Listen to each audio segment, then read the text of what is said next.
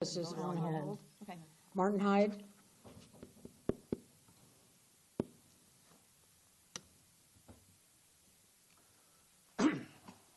Good afternoon, Commissioners, Mayor, Vice Mayor.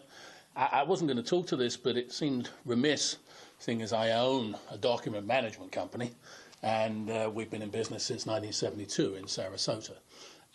So I have a little bit of input on this. When you scan a file, it's like taking a photograph. It's a PDF, an Adobe file.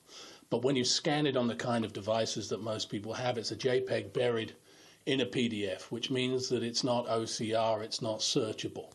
It's also not legal hard copy. We know that because of HIPAA, because of medical records that we deal with the hospital. We know that you physically have to keep it. It's very frustrating. We've been in the business of trying to get rid of people's paper forever. And the reality is that paperless office is a phrase that was coined by Xerox in 1980. Here we are in 2018. What we've got is less paper, but it's not paperless. The idea that you can magically digitize files presupposes that you know how to get them back and what the gateways are. The other question about fiber optics, that's just a smokescreen.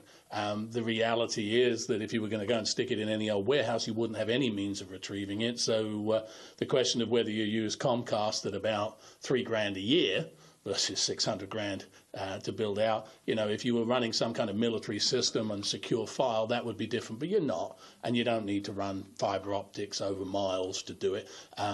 Sometimes I come in front of you and I talk about stuff that I'm not terribly informed about, but I can tell you that on this, I am right.